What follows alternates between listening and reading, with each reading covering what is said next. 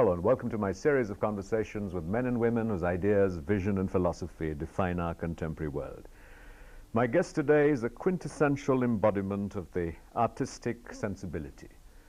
She has helped India understand itself and present its heritage and culture to the world. Her sensibility manifests itself in a myriad ways as a dancer, an activist, a writer, an environmentalist, a humanist, and so I could go on. A remarkable woman whose work on stage has spanned more than 80 years. I'm delighted to welcome Mrinalini Sarabhai. And I have to say, Mrinalini, that when I was sort of doing this introduction, and what I did was a second take, the first time you just made me very nervous. You have been on stage and performing for 8 decades, and I'm sorry to sort of by implication suggest your age. That's very wrong of you, I must say. I really apologize. But tell me, for this sense of timelessness that sort of is encompassed by such a deep, ingrained artistic sensibility, you know, when people talk about you, they say there's no dividing line between Mrinalini's sort of being an artist and her everyday life. What is this artistic sensibility? No, I think it's exactly how you express yourself. If you're a writer, you express through writing, you express through the television. So I think for me, everything I need to express, I do it in the way that I like to. Now, for instance, dance, of course, is my main, and movement, I think I've always liked to express through movement, which is through classical dance and also creative work. But I also write a lot and read a lot. My favorite thing is to buy books and read and enjoy it so much. I love poetry. So there's so many landscapes of life. And in each landscape one finds something different to inspire. You know, and I suddenly am talking about Bharatnatyam, and I remember my childhood and Wordsworth, or I'm talking about reincarnation, and I remember somebody's poem, which is completely British, because we had an upbringing that encompassed many religions, and to me everything had a kind of inspiration. Mm-hmm. So you have this underlying artistic sensibility, but it's also driven enormously by passion, a feeling for causes. It's more, it goes far beyond merely self-expression or expressing your, you know, your inner processes and communicating to that world. You're also using art in a very sort of concrete social way, manner, to initiate, catalyze change about things that you feel strongly about. Yes, because I think, you know, people think dance should only be beauty and love and so on, and of course mainly in Bharatnatyam it's Shringar and love for God. But love for God means love for the human being, and when you look around us, we live in a world so full of violence, so full of ugliness in some ways, and whereas you can pick a flower and see the beauty of a flower, at the same time you see a poor child who has nothing to eat just next to that flower. And this is the contrast I try to bring out in my work, because one must see both sides of the mirror of the world. And Abhinaya Darpanam is our textbook, which says it is a mirror of life. And if you want to show the proper mirror, you don't show only beauty. You show also the suffering of humanity, the cruelty that's happening so much in our world. And I look around today and I can't sit in a room and say, oh, all is well, the world is at peace. It's not. But in a sense, you're not just showing it, you're also seeking and working so hard to change it. Of course, of course. And that is the duty of an artist, because as they say, art should mirror life, and at the same time, people must recognize in that and say, what can I do to help it? And I think that that is very, very important today especially. I think artists have a greater responsibility today than in the old days, where the world was much smaller, you only knew your town and you lived in a village, but now you have the whole world looking at you. And to me, I'm really passionate about such things. There's no other word for it. I mean, whenever I see something, I want to mirror it first within me and then without. But tell me, in what ways is art uniquely and specially equipped to catalyze change? You know, you have done a whole range of things. From in your Darpana Center, you have set up a center for non-violence, using arts to cultivate non-violence. You know, 30 years ago, you were doing, you know, dance, you know, taking it out to the villages and working with folk forms to eliminate dowry. You've really taken art out into the world and said, how can I use it to change people's perspectives and change people's visions? So in what ways is art uniquely equipped to do that? I think art is more, because art is movement and life is movement. And so when I stretch out my hand, it's already telling you a story. I don't have to say anything to you. The way I stretch out my hand, whether in anger or I say come, it changes from shringar to something else. So every movement, every finger, every kind of posture that you take speaks so vividly to people. And I think that is where art is so, like a painting, for instance. A painting, of course, after it is done, is static. But even then, when you look at a painting, you see Michelangelo or Hussein or anybody, in the very stroke of their brush, there is a movement. And movement may be still on your wall, but it does something to you within. So you can imagine what a living movement does. So even when I did dowry deaths, and I've done many things on women's problems, when you see it in front of your eyes, you forget that there are dancers doing it. It's the reality that really comes to you. And I think that touches the heart much more than my saying, oh, you know, it's not good to have dowry deaths, or a speech that, you know, we must be very careful. Till you see it, you don't realize. To what degree is your art in some ways circumscribed by ideology? You know, you grew up in a family, your mother was an MP, your you know, sister fought alongside Netaji Subhash Chandra Bose. You know, it was a family that believed in causes. Yes, yes. But to what degree is it circumscribed by an ideology? You know, you have been victim in recent times of you know, politics of Gujarat. So you can't escape ideology in some ways. How do you reconcile that? Well, you have to face things that are really happening. Ideology is very good if it's the correct ideology, but you fight the wrong ideology. And if somebody says it's something wrong, I can't keep still. And I have to reply, and I have to... You see, many of us, and my family especially, both sides of my family, have been kind of pace setters and people who have been in the forefront for at least 2 generations. My daughter is another one now, my sister Lakshmi, as you said, my mother Mrinalini Sarabhai, my sister-in-law. These have all been women with tremendous passion. Passion for peace, passion for justice, passion for people who have not got the opportunities that perhaps we had. So if we don't take responsibility for them, who will? So we have to fight for our sisters, for our brothers in distress, for children. And if I know how to fight through dance, I do. Somebody else may fight with, I mean, I was never one to go into big processions and so on. But in my own way, through my writing and through my dancing and through a little bit of acting, I've tried to show a mirror of what is really sadly happening in the world today, instead of progress, which we ought to have. I mean, how old is the earth? And by now we should have learned to live in peace, surely. But we haven't. We'll come right back to that in a moment. You're watching a conversation with Mrinalini Sarabhai. We'll be right back after a short break. Don't go away. लेकिन आपकी building के लोहे के सरियों में तो red oxide नहीं लगा। इन्हें जंग से कौन बचाएगा? अल्ट्रा रेड ऑक्साइड सीमेंट, क्योंकि इसकी हर बोरी में है रेड ऑक्साइड। सीमेंट में ही red oxide? Shri ultra red oxide जंग रोधक सीमेंट। कितने प्यारे लग रहे हैं ना पास इट ऑन खेलते हुए, पर ये अनजाने में पास कर रहे हैं बीमारी वाले कीटाणु, एक से दूसरे पे और दूसरे से तीसरे पे। इसीलिए इसीलिए मेरा भरोसा सिर्फ डेटॉल, जो कीटाणुओं से लड़े 10 गुना बेहतर। मम्मी, पास इट अब बीमारियां और हमारे यहाँ याद भी नहीं।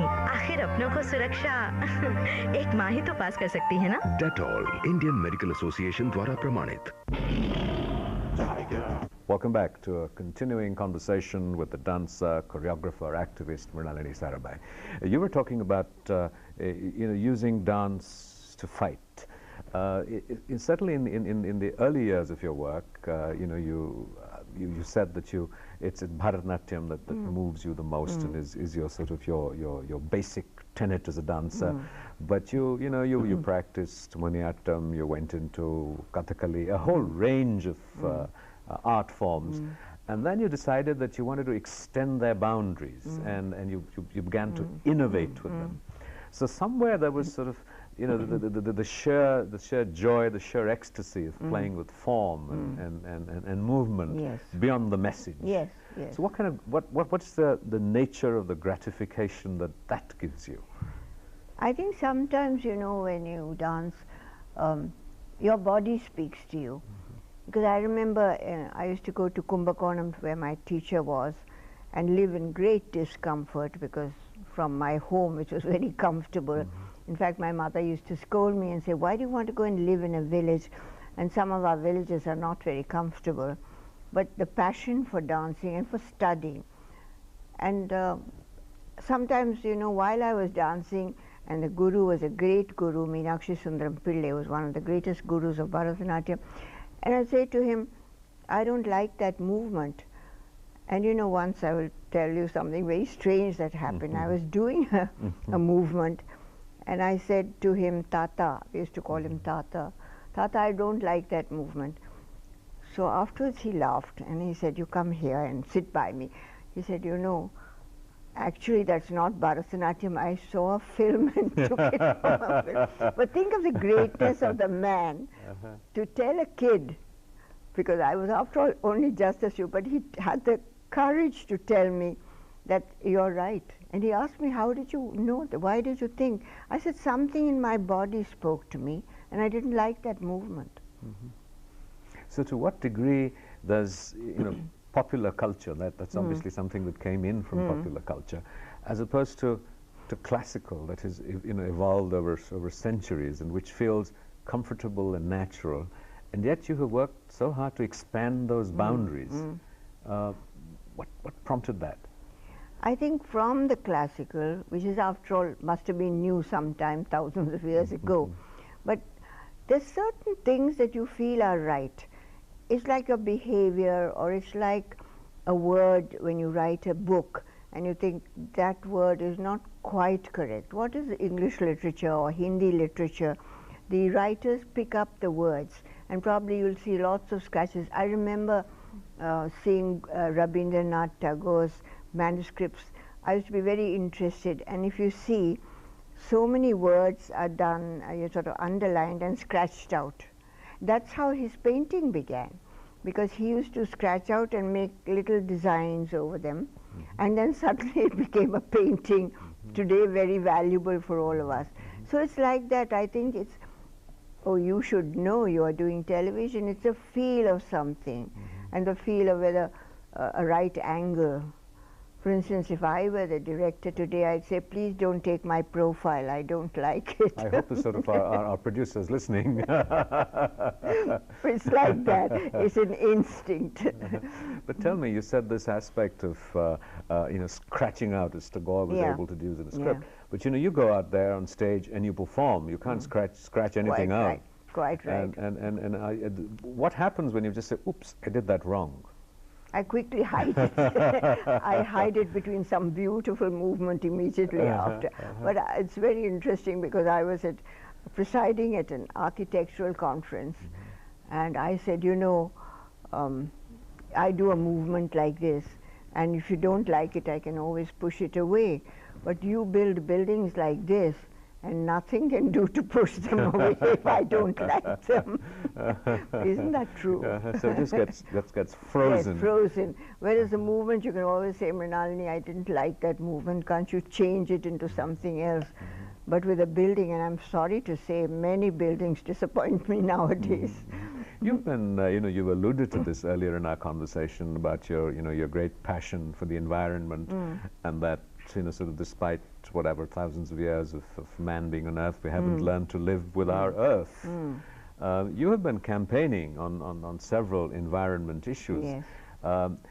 What do you think is causes, it makes us so insensitive to our environment? And I ask this question to someone who has such an acute sensibility and is sensitive to one's environment. I think it's greed. Greed. Greed for wood, greed for space. It's really a kind of greed, because I'm not blaming the poor woodcutter who probably lives on wood and goes to the forest, as in the old days, where he takes wood and sells it. I'm not talking about that. But when forests are razed, when tigers are killed, when animals are disappearing, what else is it but greed? Greed for what? For money.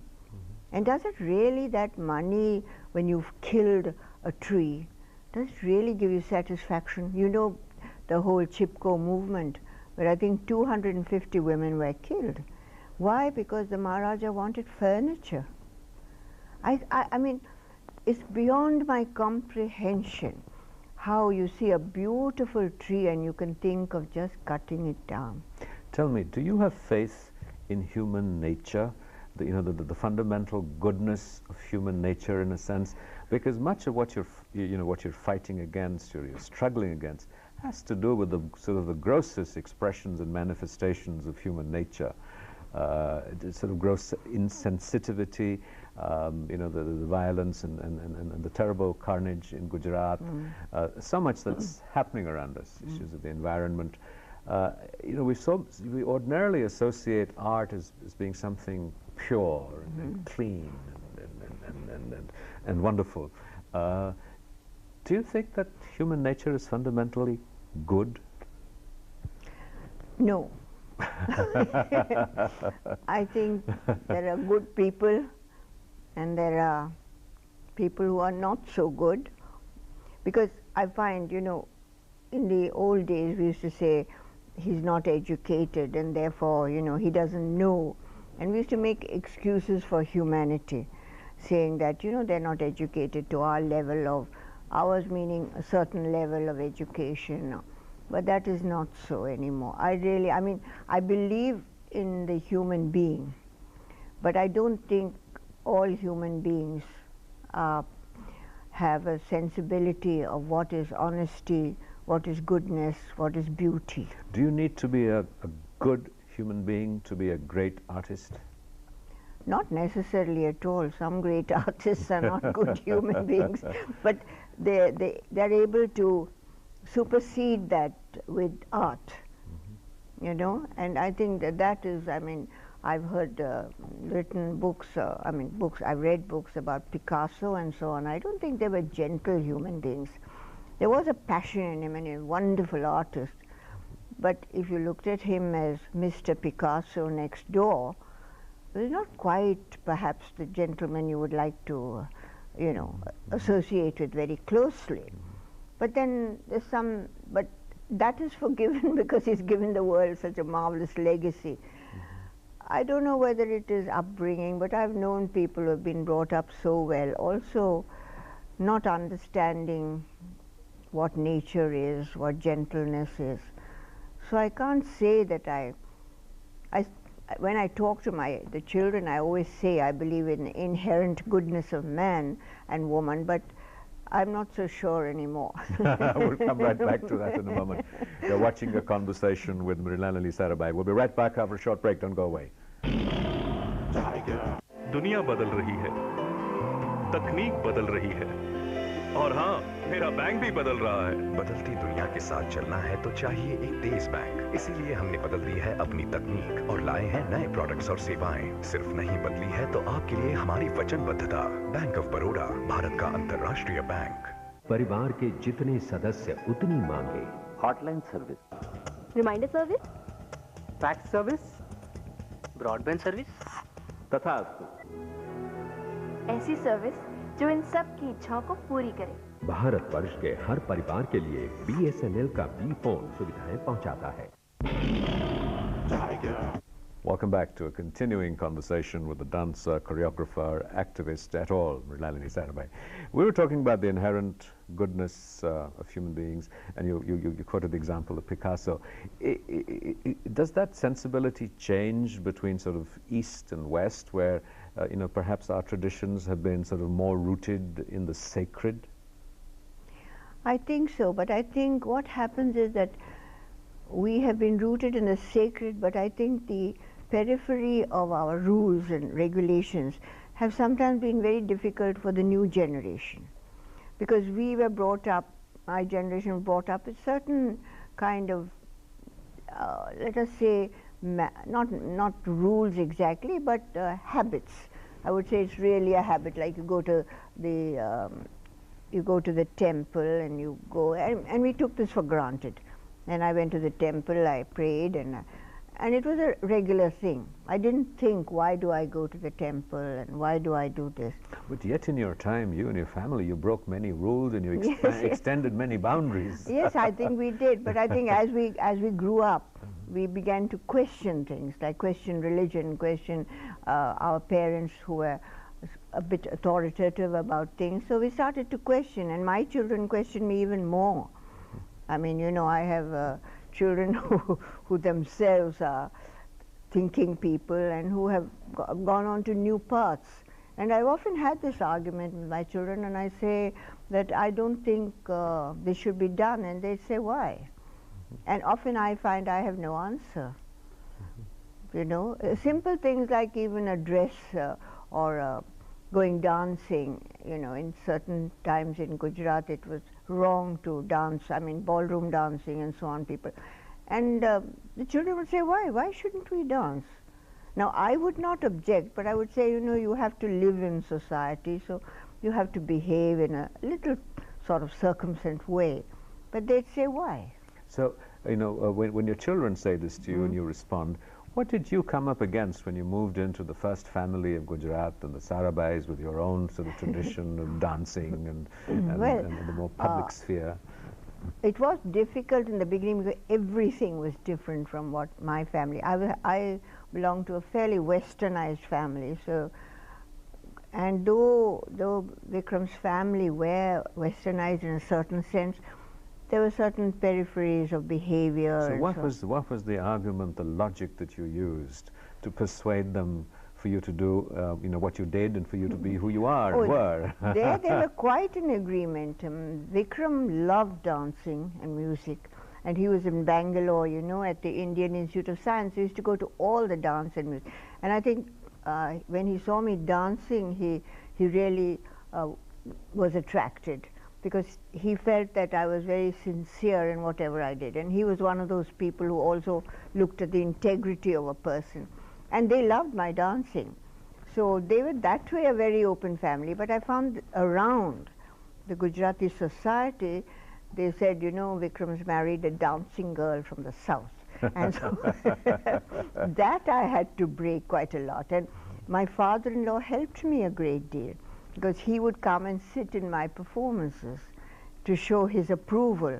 And then when I said that dancing is a service to God, and I usually was doing Bharatnatyam, which was all like a prayer, and so then people slowly began. And I always say that my whole autobiography can be in two ways. Can I show it to you? Yes, please. The first was, ooh, dancing girl come to Gujarat, and today, Amma Namaskar. That's it, and that's what happened. Tell me that, you know, so this career of you know, 8 decades on stage, in what ways has technology, has the external world changed the way that, you know, you go on stage and perform? So not just your inner impulses and the evolution of your art, but the external environment has changed so much. Yes, because I mean now today you have so much more equipment, like what my daughter Malika does with lighting, with video projection, with sound. It's a whole new world, but I think it's all very beautiful because it emphasizes everything so much. And we have a small theatre in Ahmedabad, and we experiment a lot with all sorts of projections and video and sound and light and all that we didn't But do you have. think that somehow that diminishes the core of the dancer in you that communicated through your body and movement and being? No, I don't think so. I think, no, I think it's very helpful. Because the main thing is the dance, you see, and it's around like flowering around it. And I don't think it diminishes at all, at all. I think on contrary, it helps a great deal because it also clarifies things more to the audience, which we couldn't do in the old days. So to what degree do you think that art and your work it needs this process of clarification, verbalizing, explanation, critiquing? Are you sometimes frustrated that you're into this sort of this wonderful ecstatic process of communication, and then someone wants to talk about it? No, I'm not. I think I like that because I like challenges. And I like it when someone asks me, because in the beginning when I did new things, people would come and ask me, why did you do that? That's not a subject for dance. And I'd say, why not? And as I said, repeat again, they always say dance is a mirror. All right, mirror doesn't have only beautiful images, it has all kinds. So when people question me or argue, I always, in a way, enjoy it because it's a challenge. And I like challenges. And when they say, oh, why did you use this and why did you use that? I say, well, that's what I feel. It's my dancing. And whatever it is, you go around the circle, but it comes back to you. It's my presentation. Earlier on in the conversation, you spoke about reincarnation. Do you believe in reincarnation? Oh, yes, fully. Because I know that I myself knew I was a dancer when I was 3 years old. And there was no dancing in my family at all. Nobody was either interested in dancing or even music. I mean, it wasn't that a lot of South Indian families, most of them are musical, but my family was not. They were into politics, and my father believed in a very westernized situation. We ate at table, and we were very British in that sense of the word. So, really speaking, I believe in it. Tell me, this belief in reincarnation obviously changes your perspective of time. It's not just this lifetime, there's continuity, there was a previous lifetime, there is this one, and there will be the next one. What does that do to you? I think it makes you a kind of a better person. I think you feel that, look, everything I do is going to have some. Look at your daily living. As you speak today, the result will be tomorrow when audiences see you. It's like that. It's like today, if I'm a better person, tomorrow also I hope to be even better. And I think it's a way of living. It's just stretching out life. We all, when we grow up, you want to be a dancer, you want to be a something else, and you sort of formulate your training for that. Or you're frustrated and you can't do that. But you still, within you, wish you could be somebody else or something. So what's your agenda for your next life? You think I would tell you? Then you wouldn't be able to interview me in my next life if I told you. Well, I truly hope that I'm around and doing the same thing to be able to have this enormous privilege of talking to you. Thank you very, very much. This has been a great honor and a great blessing. Thank you. Thank you very much. Ma'am, you're absolutely terrific.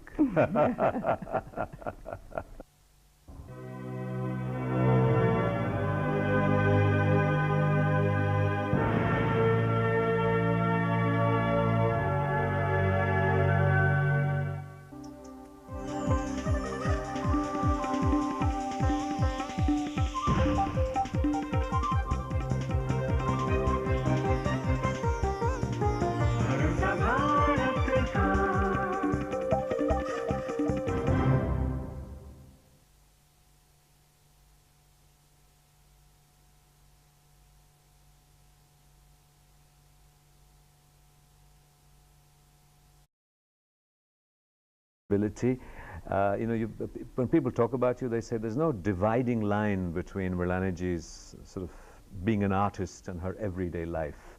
What is this artistic sensibility? No, I think it's exactly how you express yourself. If you're a writer, you express through writing, you express through the television. So I think for me, everything I need to express, I do it in the way that I like to. Now, for instance, dance, of course, is my main, and movement, I think, I've always liked to express through movement, which is through classical dance and also creative work. But I also write a lot and read a lot. My favorite thing is to buy books and read and enjoy it so much. I love poetry. So there's so many landscapes of life, and in each landscape one finds something different to inspire. You know, and I suddenly am talking about Bharatnatyam, and I remember my childhood and Wordsworth, or I'm talking about reincarnation, and I remember somebody's poem, which is completely British, because we had an upbringing that encompassed many religions, and to me everything had a kind of inspiration. Mm-hmm. So you have this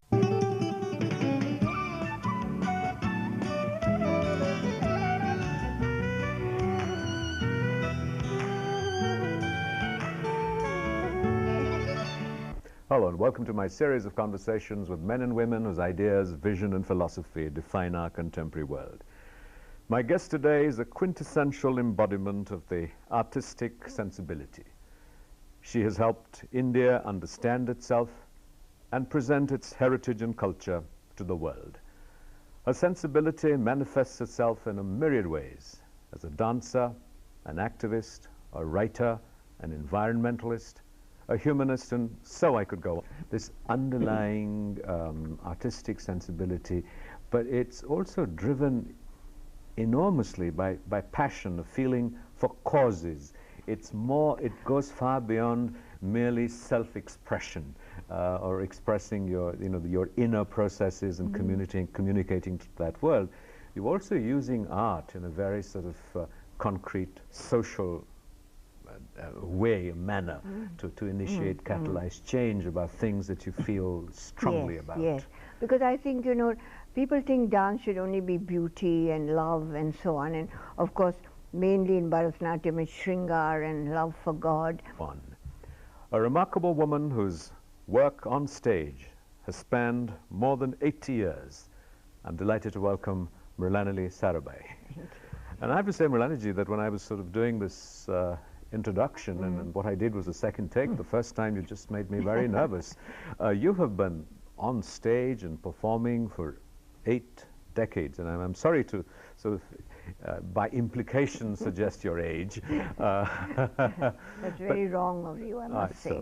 I really apologize. But tell me, for this sense of timelessness that sort of is encompassed by such a deep, ingrained artistic sensibility,